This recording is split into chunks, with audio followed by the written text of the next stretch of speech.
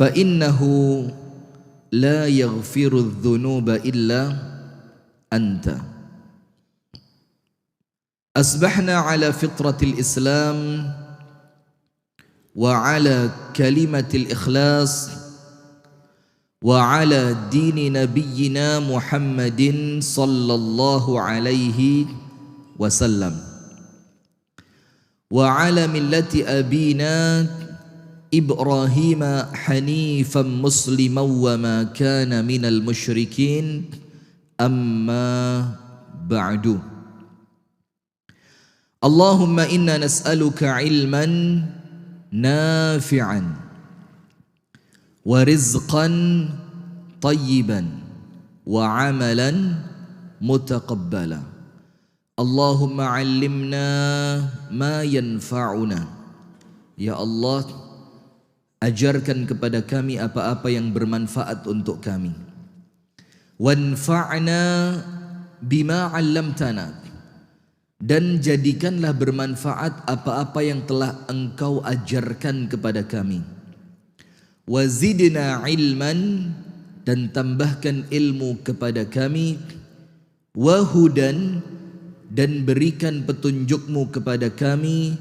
Wa taufiqan, dan berikan kami kemampuan untuk mengamalkan ilmu yang telah kami pelajari. Amin ya rabbal alamin. Hadirin sekalian, ibu-ibu dan bapak-bapak jamaah Masjid Hajah Nuriyah Loktadat,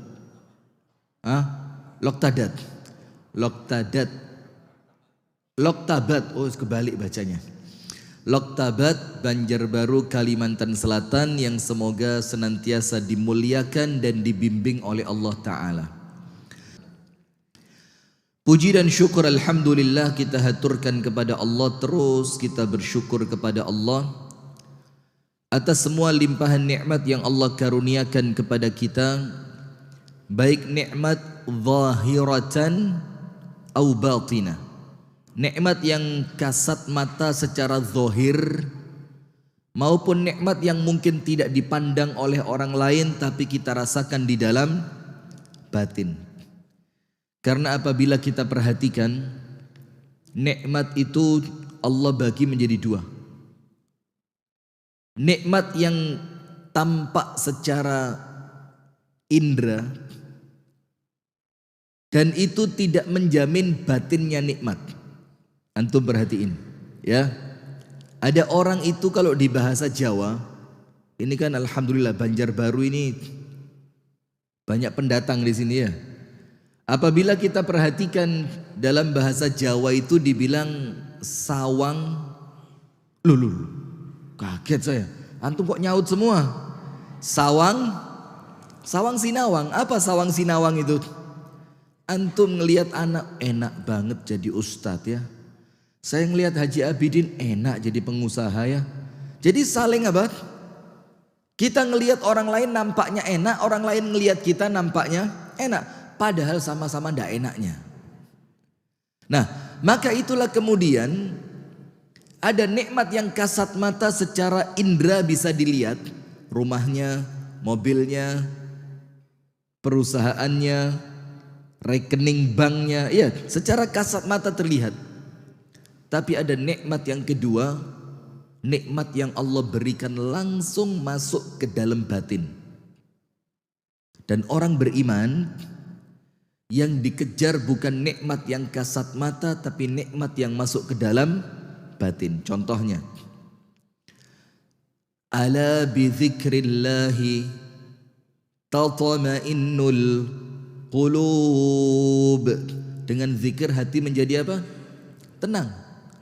Sementara banyak orang yang kendaraannya mewah, hatinya tidak tenang. Dalam keadaan nyesek hidupnya dia. Kenapa nyesek? Karena orang lain ngelihat dia, harusnya kamu tenang. Tapi justru ketenangan itu Allah berikan lewat ibadah. Ketenangan itu Allah berikan lewat bertaqarrub kepada Allah.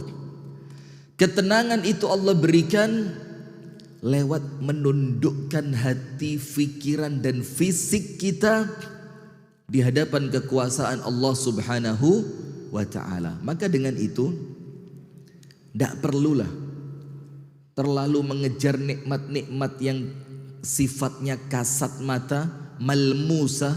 Malmusa itu nikmat yang bisa dipegang. Tapi kemudian justru nikmat itu menjadikan kita celaka dunia, celaka akhirat. Maka mendingan nikmat kasat matanya biasa saja, tapi nikmat batinnya luar biasa. Siapa di dunia ini manusia yang hidupnya paling bahagia? Siapa? Nabi besar Muhammad sallallahu alaihi wasallam. Rumahnya besar atau kecil? Besar atau kecil? Kecil. Makanannya mewah atau sederhana? Bahkan Nabi Muhammad itu pernah mengatakan apa? Ni'mal idam al-khal. Apa artinya? Lauk terenak itu cuka. Bukan karena cuka itu enak, bukan. Ketika Rasulullah makan roti dan kemudian tidak ada yang digunakan untuk melunakkan roti itu, yang ada cuma apa? Cuka. Maka mengatur mindset. Nah, keberatan bahasanya ya. Maka mengatur pola pikir bagaimana cuka yang kecut ini bisa menjadi sesuatu yang paling enak. Dan untuk menyenangkan istrinya supaya istrinya tidak berkecil hati. Dan dalam rangka mensyukuri nikmat apa yang Allah beri. Sampai ketika di depannya itu cuka, apa Rasul katakan? Ni'mal idam al-khal. Lauk terenak itu cuka. Dan saya jadi ingat waktu awal-awal kami mondok dulu tahun 90-an, tahun 96 di kota Malang sana. Itu setiap makan pagi tidak pernah lain dan tidak bukan lauknya apa? Tempe goreng. Antum tahu setipis apa? Itu saking kreatifnya ibu dapur itu. Itu kalau motongin tempe setipis ini. Lebih pantas dibilang keripik tempe dibanding tempe goreng. Kemudian nasinya anget dan ada sambelnya. Kemudian kita punya mudir. Mudir itu kan apa? Kalau bahasa pondok tradisional itu kiai di pondok gitu kan. Beliau keliling masuk ruang makan. Beliau pukulin itu meja-meja makan kita. Tempe rasa sate, tempe rasa sate, tempe rasa sate, tempe rasa sate. Itu tempe tetap rasa tempe. Cuma kemudian beliau mensugesti kita kan. Jadi mindsetnya diatur. Ini walaupun tempe, tapi kalau kalian fikirkan nikmat ini luar biasa, maka akan nampak nikmatnya seperti makan sate.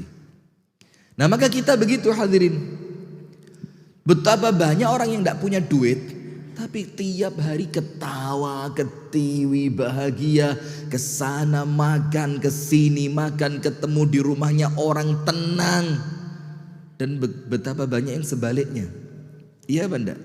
Nah maka kita bersyukur kepada Allah atas semua nikmat yang Allah berikan, baik nikmat itu secara zahir maupun nikmat secara batin. Kemudian berikutnya, salawat beriring salam semoga senantiasa tercurahkan kepada penghulu manusia terbaik, yaitu Nabi besar Muhammad sallallahu alaihi wasallam, di mana Nabi besar Muhammad sallallahu alaihi wasallam ini ma khuyyira baina ithnain illa ikhtara aisarahuma ma lam yakun ithma. Nabi Muhammad itu paling penyayang kepada umatnya. Maka saya aneh kalau sekarang ada dai-dai itu yang nampaknya memberatkan umat. Padahal penghulunya para dai itu tidaklah diberikan dua pilihan kecuali milih yang paling mudah selama tidak mengandung dosa. Kalau kita sekarang enggak, Kalau buat diri sendiri yang mudah. Kalau buat orang lain, yang susah-susah. Padahal Nabi Muhammad itu dibalik. Untuk dirinya keras, tapi untuk orang lain dimudahkan. Dalam hadits riwayat Al-Imam Al-Bukhari, itu ketika Rasulullah Sallallahu Alaihi Wasallam melakukan Hajjatul Wada, melakukan apa? Haji Wada. Itu banyak orang-orang yang baru masuk Islam ikut haji.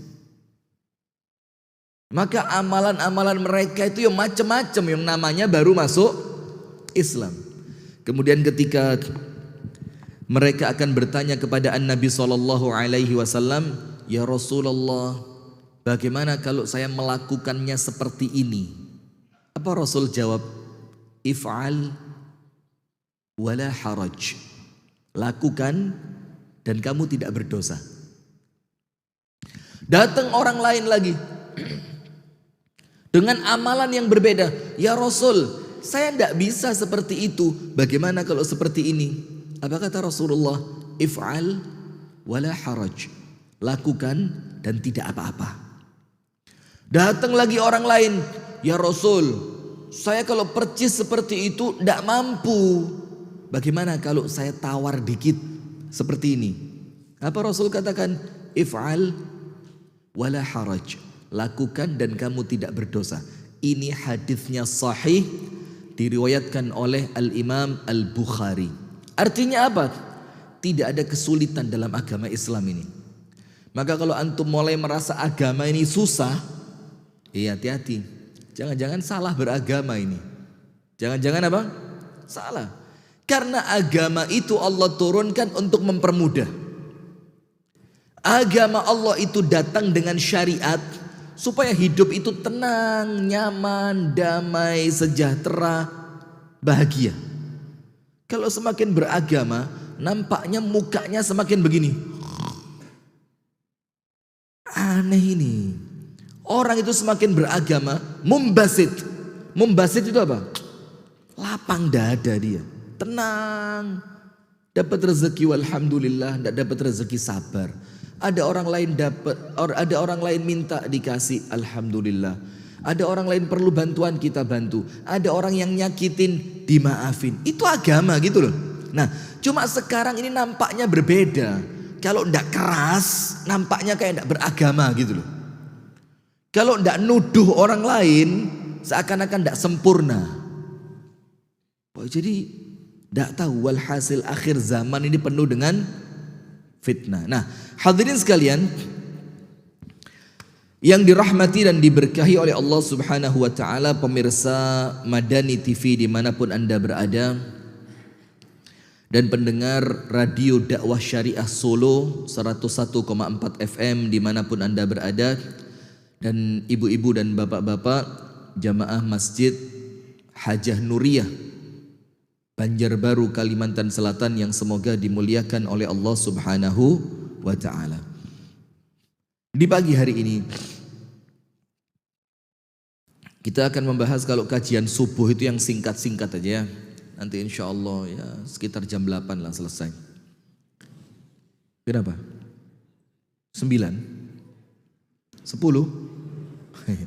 Tahu saya, tahu. Gak usah khawatir ya, gak usah khawatir. Kita ini paling pengertian lah ya. Jadi nanti lihat jamaah kalau sudah mulai begini, udah berhenti.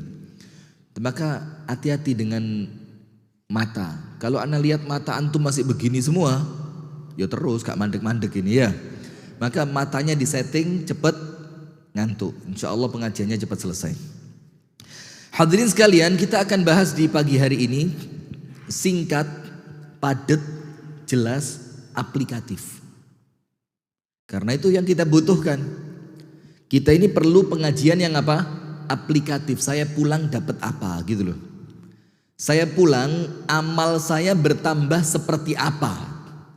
Saya pulang saya bisa cerita ke istri saya ceramahnya ustadz tadi apa gitu.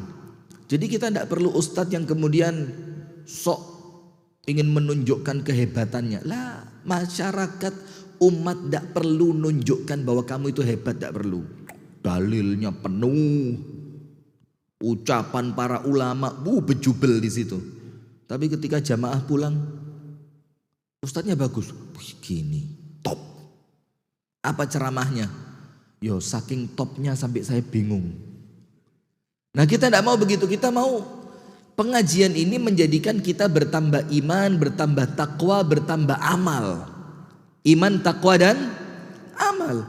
Kita kepingin mendekati kematian ini, kualitas amal kita bertambah. Kita ingin mendekati kematian ini, kualitas iman dan takwa kita kepada Allah semakin sempurna. Nah, itulah fungsi majelis taklim ini. Jadi majelis taklim itu bukan ngenak-ngenakin telinga. Enak, retorikanya bagus. Majelis taklim ini bukan ngenak-ngenakin mata dengan lighting segala macam, kamera yang bagus muncul di televisi. Lah. Kita duduk di majelis taklim ini, kita mau lebih dekat dengan Allah. Kita mau semakin kenal dengan Allah.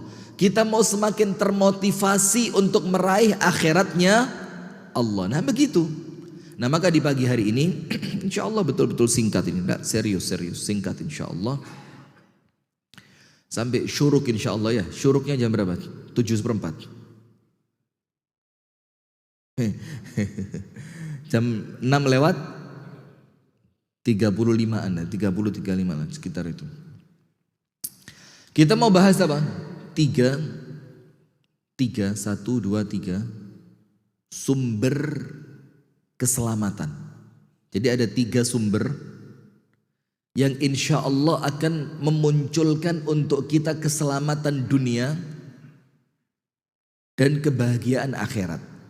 Di dunia selamat, di akhirat bahagia. Kita mau sampaikan tentang ini. Bagaimana kemudian kita mendapatkan selamat? Ya Rasul, kita ini kepingin selamat. Kita ibadah carinya apa? Cari selamat dunia, selamat akhirat. Kita bersedekah, kepingin selamat dari api neraka, betul tidak? Bahwa dikatakan bahwa sedekah itu memadamkan kemurkaan Allah. Kita kepingin ketika kita sholat tahajud, itu Allah memandang kita dengan rahmatnya. Akhirnya Allah merahmati kita dan menyelamatkan kita dari api neraka. Itu yang kita cari. Kita tidak pengen masukin orang lain ke neraka. Coba, apa manfaatnya kalau ada orang masuk neraka gara-gara antum? Seneng antum? Tidak. Justru kita ini kepingin bagaimana semua orang yang kita kenal itu nanti masuk surganya bareng-bareng kita ini. Tapi kan susah ya. Kita ini kalau ada orang menghina kita, tak tuntut kamu di hadapan Allah nanti. Apa manfaatnya kalau orang itu masuk neraka gara-gara antum? Itu apa manfaatnya? Tidak ada. Cuma kita ini ngatur hati itu susah. Kita ini kepingin setiap orang yang memusuhi kita itu masuk neraka yang paling dalam. Lah, kita kepingin memaafkan dia agar dia masuk surga dan kita pun masuk surga. Nah, maka dari hadis salah seorang sahabat Nabi yang mulia yang bernama Uqbah ibnu Amir. Yang bernama siapa? Uqbah bin Amir radhiyallahu ta'ala anhu wa ardahu. Dia bertanya kepada An-Nabi sallallahu alaihi wasallam, "Ya Rasulullah, man najat?" Ya Rasul, sukses dan selamat itu apa? Jadi dia mau tanya, bagaimana saya sukses? Apa jalan keselamatan itu? Pertanyaannya singkat, padat, jelas. Sementara kita ini kadang-kadang tanya, itu muter gak jelas. Supaya nampak intelek. Apa? Orang cerdas itu orang yang mampu menyederhanakan sesuatu yang ribet. Itu orang cerdas. Bukan meribetkan sesuatu yang sederhana. Kita ini mau sok cerdas. Sehingga kalau ngomong itu pakai bahasa-bahasa ilmiah. Puritan. Apa puritan?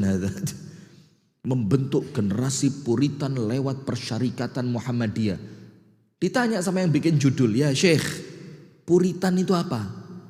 Tidak tahu Ustaz. Loh, ente aja tidak tahu saya suruh ceramah puritan. Dari mana? Maka bikin istilah itu yang mudah-mudah gitu loh. Sehingga semua orang bisa faham. Nah itu yang diamalkan para sahabat Nabi. Mereka itu ketika bertanya, pertanyaannya singkat, padat, jelas dan mudah difahami. Karena mereka tahu, kami tanya bukan hanya untuk kami. Tapi untuk orang-orang yang mungkin tidak terlalu pandai. Untuk orang-orang yang mungkin dalam tanda kutip memang bodoh. Sehingga kalimat-kalimat itu difahami semua orang. Dan itulah kalau antum dengarkan di ceramah-ceramah kami. Tidak pernah saya ceramah yang ruwet-ruwet itu, tidak pernah. Kita mau ceramah yang aplikatif. Orang denger itu, oh gitu loh. Ah ini nih yang saya cari. Itu kita mau ceramah yang begitu aja. Tidak usah yang terlalu membentuk generasi puritan di zaman akselerasi 4.0. Tidak ngerti nih yang sepuh-sepuh yang tua-tua ini tidak paham gitu ya. Maka Uqbah bin Amir tanya sama Rasul, pertanyaannya singkat sekali. Ya Rasulullah, man najat? Ya Rasul, apa selamat dan sukses itu apa? Selesai. Dan Rasulullah Shallallahu Alaihi Wasallam itu memiliki mukjizat. Salah satu yang namanya apa? Jawami'ul kalim. Apa namanya? Jawami' al-kalim. Jawami'ul kalim. Apa jawami'ul kalim itu? Ucapannya singkat, bermakna padat. Sampai antum tahu Imam Syafi'i. Imam Syafi'i itu menjelaskan satu hadis singkat itu keluar 1000 faedah. Hadisnya pendek, Imam Syafi'i bisa nulis berapa? 1000 faedah. Kita hadis panjang, satu tidak keluar. Saking buletnya mikir ini. Apa hadis yang diberi penjelasan Imam Syafi'i sampai 1000 faedah? Hadisnya singkat. Ya Aba Umair, ma fa'alan nughair. Jadi Anas bin Malik itu punya adik, panggilannya Abu Umair. Dia punya burung kecil, burungnya itu namanya Nughair. Itu burung kecil mati. Ketika Rasulullah lewat, ini anak kecil sedih, burungnya dia mati. Maka Rasul tanya, ya Aba Umair, ma fa'alan Nughair? Ya anak kecil, ini burungmu kenapa? Cuma dari hadis singkat itu Imam Syafi'i mengeluarkan 1000 faedah. Coba terus gitu sekarang kita sok-sokan mau ngeritik Imam Syafi'i begitu. Ente ikut Imam Syafi'i apa ikut Nabi Muhammad? Pret. Ngawur, ini pertanyaannya sudah keliru. Ente mau ikut Imam Syafi'i apa ikut Nabi Muhammad? Keliru. Lah apa ente kira Imam Syafi'i tidak ikut Nabi Muhammad? Wallah juhala ini. Bungul banar. Tidak ada. Saya ikut Nabi Muhammad lewat Imam Syafi'i. Daripada lewat ente-ente yang tidak jelas kan begitu. Tak kasih cerita. Ini keren banget. Di zaman maraknya mazhab Imam Malik rahimahullahu ta'ala. Imam Malik begini luar biasa. Maka orang-orang di zaman itu senang mempelajari ucapan dan pendapatnya Imam Malik. Kemudian suatu hari ada satu perempuan yang mengajukan perkara kepada pengadilan. Perempuan ini datang ke pengadilan. Terus perempuan itu bilang begini, ya qadhi, saya punya masalah dengan suami ini. Bagaimana nasib saya? Cerai atau tidak? Jatuh talak atau tidak? Hakimnya bilang apa? Turidina qawla Malik am qawla Allahi wa rasuli am qawla Allah wa rasulah. Kamu mau ucapannya Imam Malik apa firman Allah dan sabda Nabi? Mau yang mana? Seakan-akan dia mau benturkan, seakan-akan kalau omongannya Imam Malik tidak sesuai dengan firman Allah dan sabda Nabi. Maka ditanya, turidina qaula Malik am qaulallahi wa rasulih? Kamu mau saya jawab dengan fatwanya Imam Malik atau langsung firman Allah dan sabda Rasulullah? Perempuannya cerdas. Maka penanya itu juga harus cerdas. Apa kata perempuannya? Uridu qaula Malik. Saya mau omongannya Imam Malik. Kenapa? Karena saya yakin Imam Malik lebih ngerti Quran dan Sunnah dibanding kamu. Oh ini gini Pak. Jadi kalau kamu langsung Quran Sunnah, belum tentu pemahamannya benar. Sementara saya yakin Imam Malik lebih ngerti Quran Sunnah dibanding kamu. Sehingga ketika kamu tawarkan mau omongannya Malik atau Quran Sunnah, saya bilang omongannya Imam Malik. Karena saya yakin Imam Malik lebih Quran Sunnah dibanding kamu. Begini. Jadi kita ini sekarang dibentur-benturkan. Seakan-akan kalau ikut ulama madhab itu tidak sesuai Quran Sunnah gitu loh. Seakan-akan itu langsung disuruh masuk kepada Al-Quran dan As-Sunnah. Kita siapa? Faham hadirin? Nah, maka Rasulullah memiliki yang namanya Jawami'ul Kalim. Memiliki apa? Jawami'ul Kalim. Apa itu Jawami'ul Kalim? Jawami'ul Kalim itu kalimatnya singkat tapi maknanya padat. Tapi tidak semua orang ngerti. Berikan kepada orang-orang yang betul-betul mengerti, maka akan dikeluarkan untuk antum dari singkatnya sabda Nabi, itu faedah yang besar. Contohnya Imam Malik atau Imam Syafi'i. Nah, apa jawabannya Nabi Muhammad? Ya Rasulullah, man najat? Selamat atau sukses itu apa? Rasul bilang apa? 3 perkara. Ada berapa? 3. Nomor 1,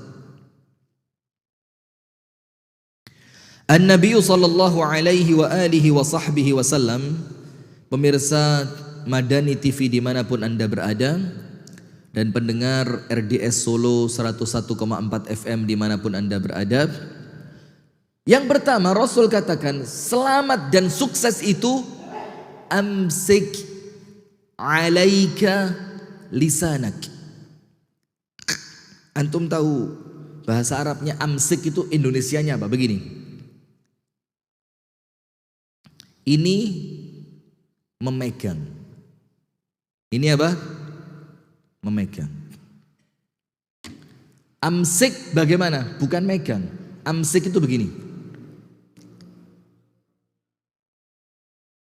Menggenggam dengan erat.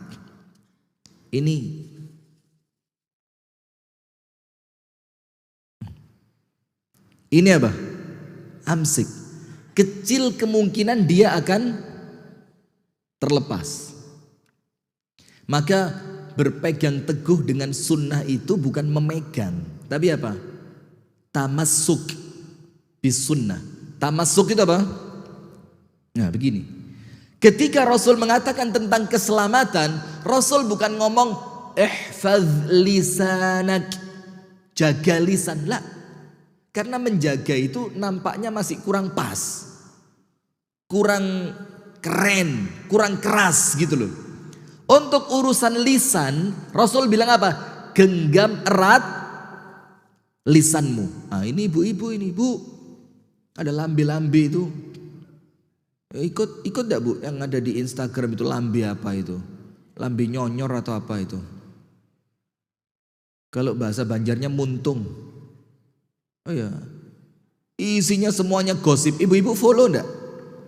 Bu, jujur follow enggak? Kalau follow harus segera unfollow, ini hati-hati. Dituntut sama Allah di hari kiamat kalau meninggal belum sempat tobat. Masa kuota HP digunakan untuk nonton gosip, bu? Bu, apalagi wifi gratis masjid. Masuk masjid cari wifi gratis, yang dibuka apa? Gosip artis terkini. Bu, itu malaikat kalau nyabut nyawa seketika itu, waduh, hancur dunia, hancur akhirat itu ya bu ya. Sudah tobat atau belum bu? Ibu-ibu, bu, Pian mendengarakan atau guring lah? Bu. Oh, protes, demo. Tenang, enggak usah teriak-teriak. Ya Allah, takut saya di sini. Ya Allah. Nah, sudah. Maka Rasul mengatakan keselamatan yang pertama, amsik alaika lisanak. Pegang erat lisanmu. Jangan dilepas. Artinya apa? Jangan pernah berbicara kecuali yang baik. Sampai disebutkan dalam satu hadis, tapi kemudian hadis ini oleh Syekh Al-Albani dikatakan dhaif. Tapi ulama-ulama hadis yang lain ada yang menghasankannya. Apa itu? Orang beriman itu dia berbicara sesuatu yang setelah berbicara dia tidak perlu minta maaf setelahnya. Astagfirullahaladzim. Oh iya, ini sensitif banget suara ini.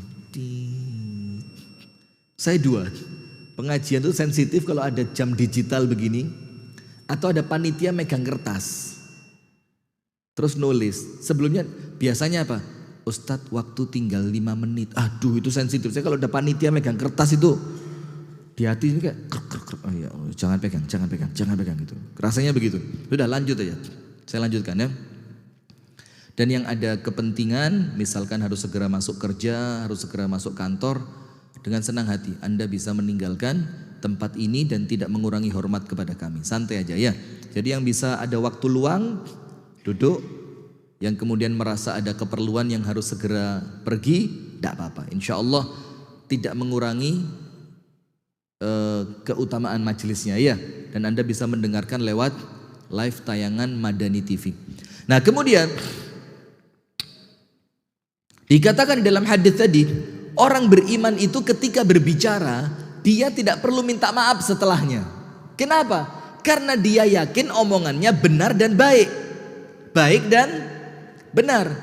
Sementara orang munafik itu lisan, di belakangnya akal. Jadi ngomong dulu, baru aduh, kenapa saya ngomong gitu tadi? Itu orang munafik. Kalau orang beriman, ini lisan diletakkan di belakang akal. Sebelum dia ngomong, diapain? Dipikir.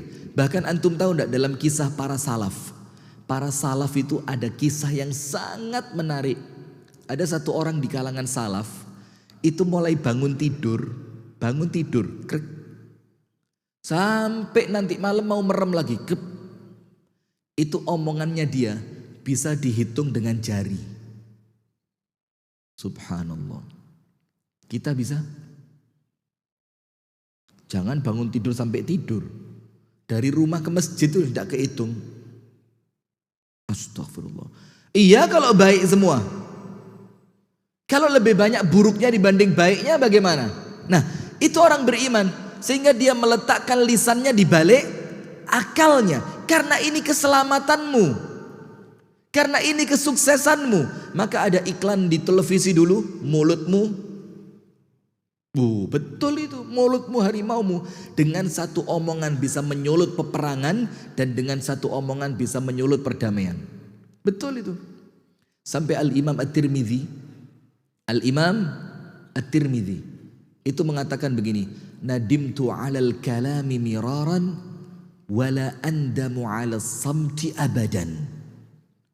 Nadimtu alal kalami miraran. Saya ini sering nyesel karena ngomong. Sering menyesal karena apa? Ngomong. Dan sekalipun saya tidak pernah menyesal ketika diam. Jadi Anda lebih penting nyesel atau tenang? Tenang. Maka lebih bagus apa? Diam. Maka ketika Anda rapat, Anda tidak dikasih kesempatan berbicara, bersyukur Anda. Karena yang ngomong itu kemungkinannya dua. Boleh jadi omongannya benar dan tidak menutup kemungkinan omongannya mengandung kesalahan. Kalau pas benar walhamdulillah, kalau salah lebih parahnya lagi pendapatnya salah dipakai pula. Siapa yang tanggung jawab? Yang punya usulan. Nah, maka dengan itu Mu'adz ibnu Jabal itu pernah tanya sama Rasulullah dengan pertanyaan yang besar sekali. Ya Rasulullah, tunjukkan sama saya amalan yang mendekatkan saya ke surga dan amalan itu menjadikan saya jauh dari api neraka. Sama Rasul disebut salat, zakat, puasa, haji, jangan syirik kepada Allah. Kamu tanya yang besar kata Rasul, dan Allah akan mudahkan untuk orang-orang yang dimudahkan oleh Allah. Kemudian Rasul melanjutkan, mau enggak tak kasih tahu pintu-pintu kebaikan?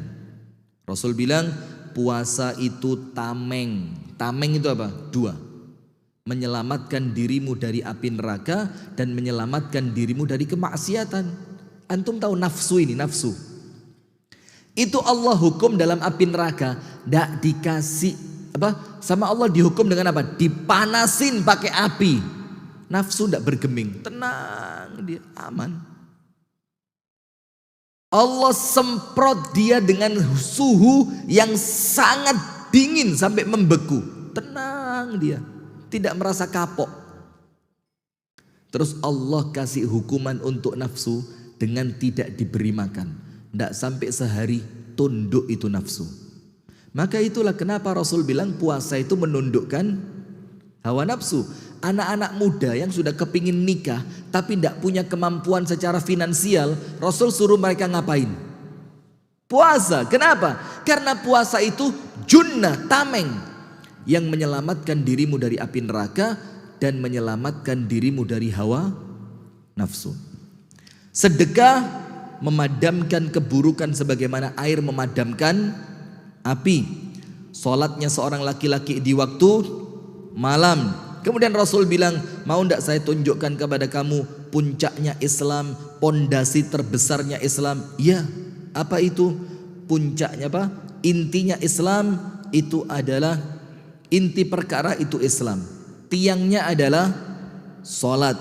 Kemudian pondasi penguatnya adalah jihad. Jadi maaf loh ya, kita ini juga tidak boleh terlalu sensitif dengan kata jihad itu, jangan. Jihad ini bahasa Islam, bahasa Islam, dan Islam itu tidak mungkin ditakuti kalau tidak ada jihad. Serius ini, umat Islam mau ngaji tok begini, sekali kirim bom habis ini. Tidak bisa kita ini terkemakan propaganda. Oh jangan ngomong jihad. Tidak bisa loh. Jihad ini dikatakan sama Rasul apa? Puncak pencapaiannya agama Islam. Dan kita seorang pun tidak boleh tidak punya cita-cita jihad. Tidak boleh. Harus punya. Mati di medan jihad. Cita-cita tertinggi. Jangan kerdil. Cita-citamu apa? Mati dikelilingi istri, dikelilingi anak, di atas kasur, di rumah, keadaan nyaman. Pret. Cita-cita rendahan ini, dzalil, rendah. Dani, kita itu mau cita-cita yang tinggi. Bagaimana? Mati di medan perang, mata lepas, hidung hilang, tangan hilang satu. Begitu, itu matinya orang berjuang di jalan Allah. Tapi ingat, jihad ya ada yang jihad-jihatan. Bukan jihad beneran, tidak ada apa-apa ngebom, tidak ada apa-apa membunuh orang. Nah, ini ngawur. Kalau betul-betul jihad, ayo bismillah gitu loh. Nah, kemudian Rasulullah bilang begini, ala ukhbiruka bimilaki dzalika kulli. Ini intinya, dengerin. Ini apa? Intinya. Setelah Rasul cerita tentang syahadat, sholat, zakat, puasa, sedekah, sholat malam, puasa gitu kan. Rasul bilang apa sama Mu'adz? Ala ukhbiruka bimilaki dzalika kulli. Mu'adz, mau ndak tak kasih tahu kunci yang apabila kalian pegang kunci itu, semua kebaikan kalian pegang. Kuncinya cuma satu. Kalau yang satu ini kita bisa, semuanya kita ambil. Mau sholatnya, mau puasanya, mau sedekahnya, mau jihadnya, mau semuanya kita pegang. Apa kuncinya? Rasul mengatakan, kuffa alaika hadza. Rasul bilang apa? Kuffa alaika hadza.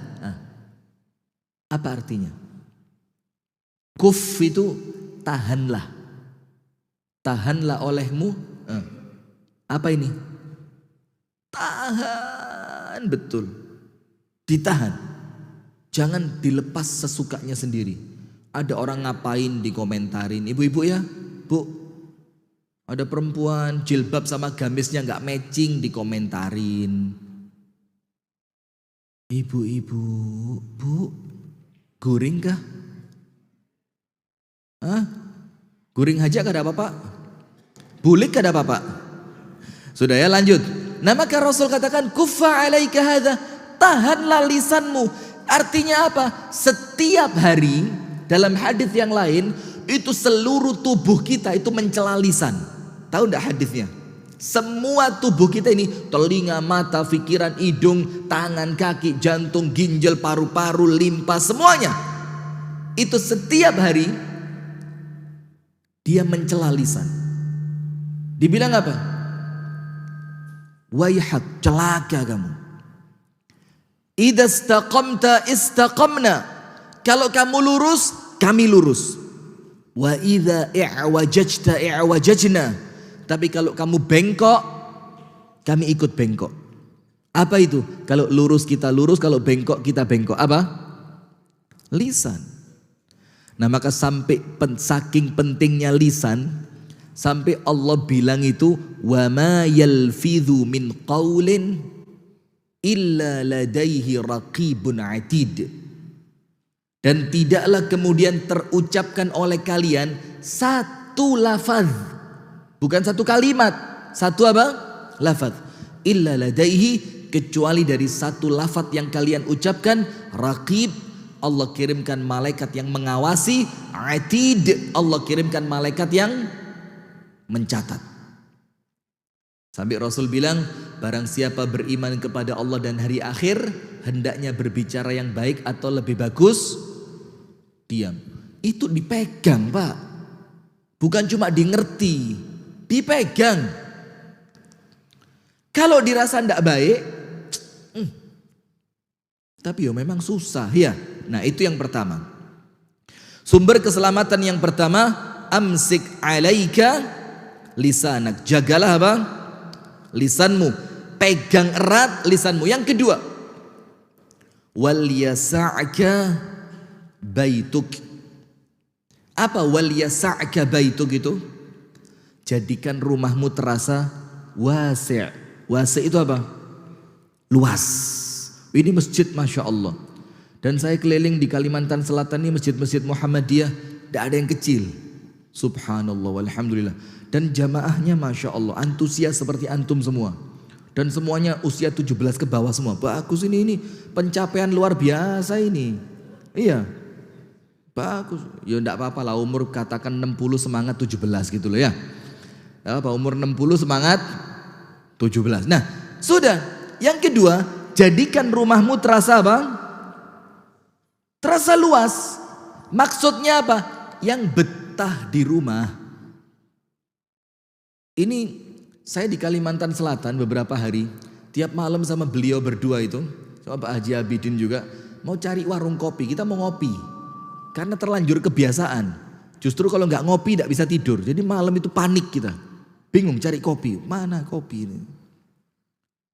Dan ketika kami di Jawa, itu warung kopi di pinggir jalan tidak ada berhentinya. Sampai 1:30, sampai jam 3. Kita ke Kalimantan Selatan, susah cari warung kopi. Dan itu antum syukuri. Serius ini. Itu antum syukuri karena apa? Kalau warung kopi menjamur, kafe-kafe menjamur, dan itu bukanya ba'dal isya, maka menjadikan orang apa? Tidak betah di rumah. Dia pengen duduk sama temennya di warung kopi nyeruput kopi. Dia pengen jalan-jalan dengerin musik di warung kopi. Dia pengen sekedar santai-santai sama temen di warung kopi. Dan itu kami dapati di daerah Medan, Aceh. Wih itu seru banget. Tidak ada orang tidur malam. Warung kopi. Dan itu kopinya betul-betul kopi gitu loh. Bukan karena kopi itu digiling bukan digunting. Paham maksudnya ya? Jadi kita ini kadang-kadang keliru, ngopi yuk, gunting. Ini bukan kopi ada. Kopi itu digiling. Keluar, tuang air panas, itu kopi, bukan. Maaf, kita beda selera ya. Nah, sudah apa yang terjadi hadirin? Maka dikatakan oleh An-Nabi SAW, jadikan rumahmu terasa luas, yang betah di rumah. Kenapa?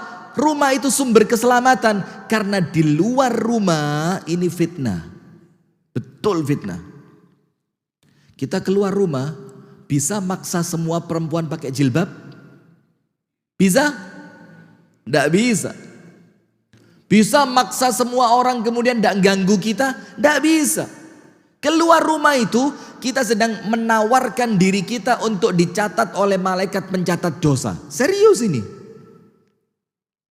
Satu langkah keluar rumah, tetangga sebelah nyapu tidak pakai jilbab, dosa sudah. Lagi lewat di pinggir jalan, ada perempuan lagi tidak pakai nutup aurat dengan sempurna, dosa lagi. Jazakumullah khair. Susah, memang susah. Nah, maka keselamatan kita itu di dalam rumah kita. Benteng kita itu apa? Rumah kita. Bahkan ibu-ibu perempuan, hijab terbaiknya perempuan itu bukan cuma jilbabnya, tapi tembok rumahnya. Itu hijab terbaiknya perempuan. Sampai Allah katakan untuk perempuan apa? Waqarna fi buyutikun.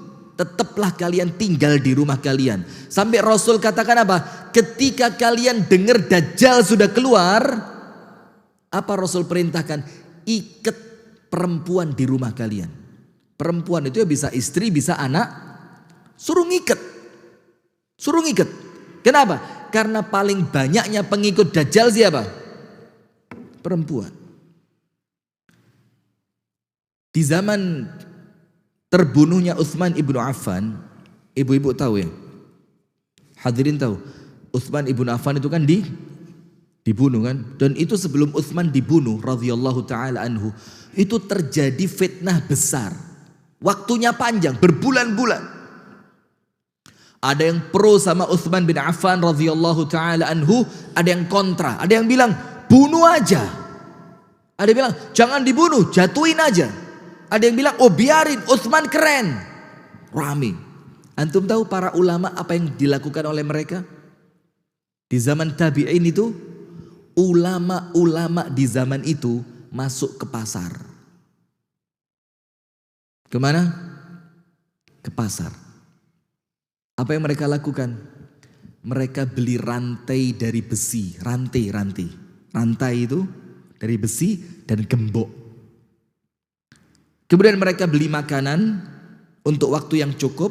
Mereka pulang ke rumah, bahan makanannya dikasihkan kepada istri, dan dia ngomong sama istrinya, qayyiduni, ikat kaki saya dengan rantai besi ini dan gembok, buang kuncinya. Istrinya tanya, Walish, kenapa? Walima, kenapa? Dibilang apa? Junin, saya gila. Saya takut kalau saya keluar mencelakai orang lain. Ini gila yang waras yo ini. Saya apa? Gila. Gembok kaki saya. Akhirnya digembok di tiang yang biasa dia nyimpen kuda. Sudah. Sholat di situ. Dia diambilkan air oleh istrinya. Sholat, ngaji, zikir, doa, segala macam. Sampai dengar istrinya cerita. Wahai suamiku, qutila Utsmanu zulman. Utsman ibnu Affan beritanya terbunuh. Apa kata suaminya? Tolong panggilin pandai besi. Loh kenapa suamiku? Suruh ngelepas rantai saya. Datang pandai besi. Dilepas rantainya. Kemudian laki-laki dari kalangan tabi'in yang soleh dan alim itu berdiri. Ketika dia berdiri mengucapkan apa? Alhamdulillahilladzi najjani min fitnati qatli Utsman. Segala puji bagi Allah yang menyelamatkan aku dari fitnah terbunuhnya Utsman. Terus istrinya tanya, suami, kamu kan alim, ilmu kamu dibutuhkan untuk mencerahkan umat yang sedang terfitnah. Apa kata dia? Saya tidak ngerti. Kalau saya nanti keluar, Saya ikut kelompok yang pro dengan Utsman atau yang kontra dengan Utsman. Karena fitnah itu menyambar luar biasa. Keselamatannya di mana? Di rumah. Maka jadikan rumah kita terasa nyaman. Tidak penting, tidak usah keluar. Tidak usah, di rumah. Ngaji, zikir. Kalau perlu bercanda aja sama istri, selesai udah. Serius ini. Jadi istri itu terkadang walaupun sedikit cerewet tapi menyelamatkan. Daripada kita keluar tidak jelas di luar. Nah, terus bagaimana Ustaz? Rumah saya jelek, tidak ada AC, tidak ada sofa. Dengerin, rumah itu nyaman bukan karena fasilitasnya. Rumah itu nyaman karena siapa yang tinggal di dalamnya. Bener ini, dengerin ya. Rumah itu nyaman bukan karena apa? Fasilitasnya, AC, shower, meja makan, microwave, segala. Tapi karena siapa yang tinggal di situ. Rumahnya Nabi Muhammad besar atau kecil? Kecil. Ada perabot mewah? Tidak ada. Tapi istrinya paling betah di rumah. Kenapa? Karena yang ada di rumah itu siapa? Nabi Muhammad SAW. Terus bagaimana bikin rumah kita walaupun tidak mewah tapi nyaman? Jadikan rumahmu tempat untuk ibadah. Sholat sunnah di rumah. Ibu-ibu sholat fardunya di rumah. Baca Al-Quran. Jadikan rumah majelis ta'lim, majelis zikir. Jadikan penghuni rumah itu orang-orang yang taat kepada Allah. Malaikat masuk. Malaikat masuk. Setannya keluar. Karena setan itu tidak betah di rumah yang digunakan untuk ibadah. Tapi kalau di rumah kita ada kemaksiatan, setannya masuk, malaikatnya keluar, di rumah terasa apa? Tidak nyaman. Maka ketika masuk rumah doa. Apa fungsinya doa? Setan yang nempel di tubuh kita tidak bisa ikut masuk ke dalam rumah. Apa doa masuk rumah? Mulai. Kita ini ngaji tinggi-tinggi, dosa masuk rumah masih. Apa doa masuk rumah? Bismillahi walajna. Bismillahi kharajna. Wa 'alallahi rabbina tawakkalna. Dengan menyebut nama Allah aku masuk. Dengan menyebut nama Allah aku keluar. Dan kepada Allah Tuhanku aku bertawakal. Itu setan yang mau ikut masuk. Itu mental. Boom, gak bisa masuk dia. Akhirnya setannya bilang apa sama teman? Pak, malam ini tidak ada tempat tinggal buat kita. Kita tidur di luar. Nah, kalau Anda masuk rumah setan tidak ikut, itu istri walaupun jelek nampak bidadari. Tapi kalau masuk rumah setannya ikut, istri secantik apapun, kok kayak pembantu begini. Na'udzubillah min syarri dzalik. Sudah. Maka yang kedua, kalau ingin selamat, apa yang dilakukan? Jadikan rumahmu terasa lapang. Jangan banyak keluar rumah karena keselamatan kita di rumah kita. Terakhir penutup. Apa sumber keselamatan yang ketiga? Wabki ala khati'atik. Tangisi dosamu. Tangisi apa? Dosamu. Pegang erat lisanmu. Rasakan rumahmu luas yang betah di rumah. Dan tangisi dosamu. Ingat Rasulullah mengatakan bukan tangisi dosa orang lain. La. Wala taziru waziratun wizra ukhra. Tidak mungkin kita membebani orang lain dengan dosa kita. Atau kita terbebani dengan dosa orang lain. Tidak ada. Dosa kita tanggung jawab siapa? Kita sendiri. Maka itu Rasul katakan tangisi dosamu. Rasul mengatakan 7 kelompok manusia yang akan Allah beri naungan ketika tidak ada naungan kecuali naungan yang datangnya dari Allah. Salah satunya apa? Rajulun dzakarallaha khaliyan fafadat aina. Laki-laki zikir kepada Allah sendirian, ingat dosa sampai air matanya menetes. Dijamin selamat sama Allah. Ada 2 mata yang tidak akan disentuh oleh api neraka. Mata yang pertama, mata yang berjaga di jalan Allah. Dan mata yang kedua, mata yang pernah menangis karena Allah. Ya Allah. Maka antum ini kalau tidak bisa nangis, nangiso. Tangisi ketidakmampuanmu menangis. Iya, tangisi ketidakmampuan Anda menangis di hadapan Allah. Karena itu musibah. Selama ketika Anda bisa nangis, ya Allah dosaku besar ya Allah. Ya Allah aku kalau tidak Engkau jaga, hancur aku ya Allah. Ya Allah aku perlu pertolonganmu ya Allah. Merasa lemah di hadapan Allah. Sampai nangis, satu tetes keluar, selamat antum. Kenapa? Karena dosa itu akan mencelakai kalau kita tidak tobat, tidak istighfar. Terus bagaimana caranya biar dosa tidak mendatangkan celaka? Tangisi, istighfar, tobat kepada Allah Subhanahu wa ta'ala. Itu hadirin yang dapat kami sampaikan. 3 sumber keselamatan dari hadis Uqbah ibnu Amir, yang ketika dia bertanya kepada Rasul, ya Rasul apa keselamatan dan kesuksesan itu? Rasul katakan 3. Pegang erat lisanmu, betahlah berada di rumahmu, dan tangisi dosamu. Semoga ada manfaatnya. Kurang lebihnya mohon maaf. Hadanallahu wa iyyakum ajma'in.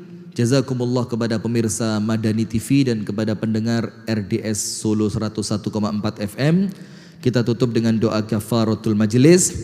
Subhanakallahumma wa bihamdika asyhadu an la ilaha illa anta astaghfiruka wa atubu ilaik. Assalamualaikum warahmatullahi wabarakatuh.